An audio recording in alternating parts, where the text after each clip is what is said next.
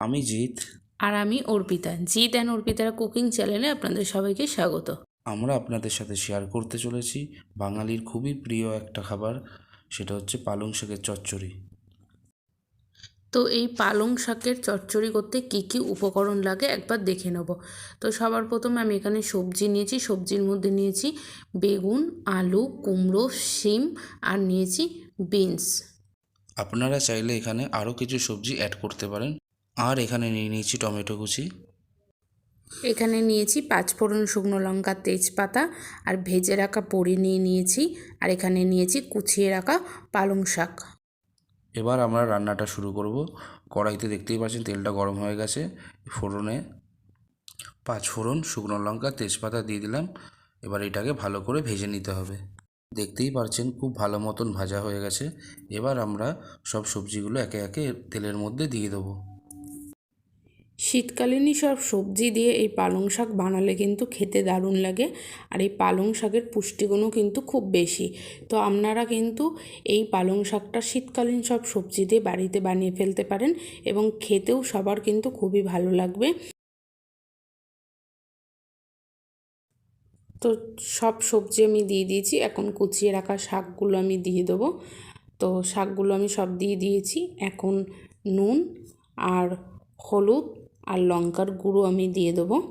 আপনারা চাইলে কিন্তু এখানে কাঁচা লঙ্কাও ইউজ করতে পারেন, তবে শাকের মধ্যে কাঁচা লঙ্কাটা ইউজ করলে যখন খাবার সময় কাঁচা লঙ্কাটা বোঝা যায় না, মুখে পড়ে যায়, তাই আমি এখানে লঙ্কার গুঁড়ো ইউজ করলাম। তখন খুব ভালোভাবে সব কিছু আমি মিশিয়ে নেব। আর এখন পুরো কড়াইটা ভর্তি আছে বলে খুব ভালোভাবে আমি নাড়াতে পারছি না, নাড়াচ্ছিও না। তো আমি জাস্ট নুন হলুদটা একটু মিশিয়ে নিলাম, মিশিয়ে একটা প্লেট দিয়ে ঢাকা দিয়ে দেবো। এতে শাকটা নরম হয়ে যাবে। প্লেটটা সরালাম এখন। আর দেখে তো বুঝতেই পারছেন শাকটা অনেকটা মজে এসেছে। তো আমি এখন খুব ভালো মতন এখন নেড়ে চেড়ে নেবো। এবং এই শাকটা কিন্তু একেবারে শুকনো শুকনো করব, একটুও জল থাকবে না। জল থাকলে কিন্তু টেস্ট অত ভালো হবে না। আর এই পালং শাকের চচ্চড়ি কিন্তু গরম গরম রুটির সাথে বা গরম ভাতের সাথেও কিন্তু খেতে দারুণ লাগে। তো আপনারা অবশ্যই কিন্তু একবার বাড়িতে ট্রাই করে দেখবেন এবং কেমন লাগলো আমাদের কমেন্ট করে জানাতে একদমই ভুলবেন না। তো এখন আমি এখানে টমেটো কুচি এবং ভেজে রাখা বড়িগুলো অ্যাড করে দেবো। তো বড়িগুলো একটু আগেই অ্যাড করছি, কারণ বড়িগুলো নাহলে সেদ্ধ হবে না। খুব ভালোভাবে নেড়ে চেড়ে আমরা এখন আবার একটা প্লেট দিয়ে ঢেকে রাখবো। প্রায় 5 মিনিট পরে আমরা ঢাকাটা সরিয়ে নিলাম। আপনারা দেখতেই পারছেন যে এগুলো খুব ভালো মতন মজে গেছে।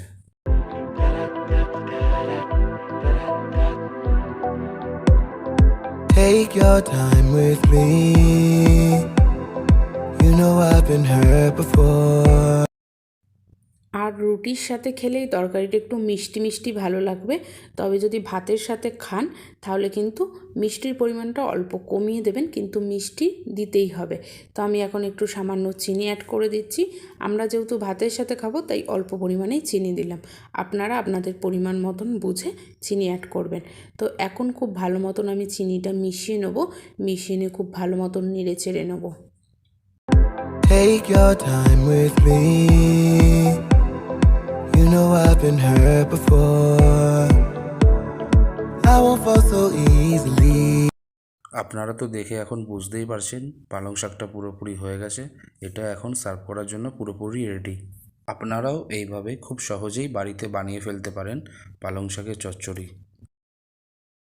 যদি এই রেসিপিটা আপনাদের ভালো লাগে আপনারা অবশ্যই লাইক কমেন্ট করতে কিন্তু একদমই ভুলবেন না, এবং যতটা পারবেন এই রেসিপিটা আপনাদের বন্ধুদের সাথে শেয়ার করার চেষ্টা করবেন। যারা এখন আমাদের চ্যানেলটা সাবস্ক্রাইব করেননি, খুব তাড়াতাড়ি আমাদের চ্যানেলটা সাবস্ক্রাইব করে নিন এরকম আরও নতুন নতুন ভিডিও দেখার জন্য, এবং বেল আইকনটা প্রেস করুন।